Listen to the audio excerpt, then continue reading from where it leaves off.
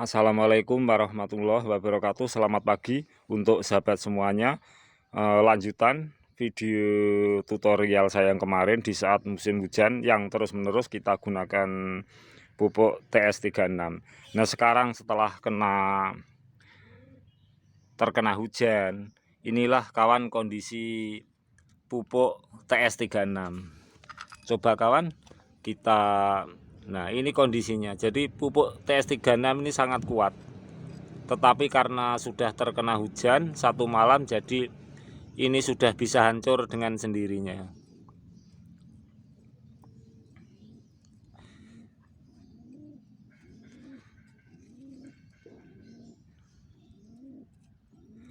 Jadi sudah bisa hancur dengan sendirinya.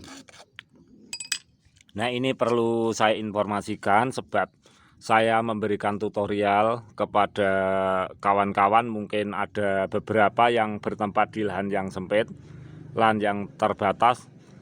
Tentu secara keilmuan tentang pertanian kadang-kadang ada yang tidak, maksud saya tidak seberapa memahami. Nah, juga yang kedua perlu saya informasikan untuk tanaman khusus di pot atau di polybag. Ketika kita menggunakan pupuk TS36 itu hendaknya pupuk TS36 murni saja, jangan dicampur-campur misalnya dengan pupuk-pupuk yang lain. Jadi kita menggunakan itu sekali tempo dalam curah hujan yang tinggi. Kadang-kadang para petani kita, pendahulu petani kita yang sudah sangat profesional dalam penggunaan pupuk-pupuk itu sering cara untuk menghancurkan pupuk TS36 itu misalnya dengan soda, misalnya dengan dolomit. Maaf sahabat semuanya, ini saya informasikan untuk di pot atau di polybag itu cara menggunakan pupuk TS36 langsung kita taburkan saja, jangan dihancurkan dengan dolomit atau dengan soda dan lain-lain. Nah, hendaknya kita menggunakan untuk khusus tanaman di pot atau di polybag biasa saja kawan. Misalnya kita ingin cepat hancur, ini air, kemudian ini TS36. Nah, seperti ini kita biarkan ini 1 hari 1 malam atau kita aduk-aduk, atau kita bisa mengaplikasikan langsung itu misalnya TS36 ini dengan pupuk yang lain, dengan urea, dengan NPK dan lain-lain. Tetapi kawan, saya perlu memberikan informasi bahwasanya untuk tanaman di pot atau di polybag yang khusus betul-betul di pot, di polybag, tidak menyentuh tanah, akar-akar bawah ini tidak menyentuh tanah, itu penggunaan TS36 yang berlebihan dicampur-campur dengan pupuk-pupuk lainnya itu jangan dilakukan.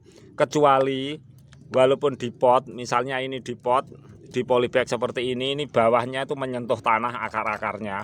Nah, itu bisa dilakukan dengan beberapa aplikasi pupuk yang lain. Tetapi selama di pot murni dan akar-akar bawah tidak menyentuh tanah atau media tanah, media yang luas, itu jangan dilakukan. Informasi ini adalah sangat penting, walaupun ada beberapa sahabat yang mungkin saja ini sebuah tutorial yang bertentangan, tetapi saya untuk di polybag dan di pot ini ada tanaman saya yang sudah berusia 10 tahun, bahkan lebih dari 10 tahun. Semoga tutorial saya bermanfaat, dan sebenarnya kawan saya ingin memberikan sampling-sampling bagaimana TS36 itu dihancurkan dengan dolomit, bagaimana TS36 itu dihancurkan dengan soda, bagaimana TS36 itu diaplikasikan langsung dihancurkan dengan air panas, bagaimana TS36 itu dihancurkan langsung dengan natrium, urea, dengan pupuk lain misalnya NPK, dengan yang lain-lainnya. Tetapi karena keterbatasan bahan-bahan saya di sini, karena saya tidak biasa menggunakan hal itu, jadi saya hanya menggunakan media air, media kompos hijau, media lumut air atau lumut darat, juga NPK 1616. Jadi maafkan sekiranya tutorial saya kali ini tidak melengkapi. Semoga ini bermanfaat. Sekali lagi saya pesan untuk kita yang mempunyai tanaman di dalam pot khusus atau di dalam polybag khusus, di lahan yang sangat terbatas, betul-betul akar bawah itu tidak menyentuh tanah, jangan gunakan TS36 itu melalui penghancuran dolomit atau melalui penghancuran air soda atau diaplikasikan sekaligus dengan pupuk-pupuk yang lain. Hendaknya kalau TS36 harus TS36 murni. Kemudian kalau kita mau memupuknya dengan misalnya pupuk lain, dengan natrium, dengan apa yang lain itu tidak secara bersamaan. Karena TS36 itu sifatnya sangat mengikat hara dan untuk pertumbuhan penghancuran terhadap kompos-kompos hijau-hijau daun khusus yang ada di dalam media pot itu akan terhambat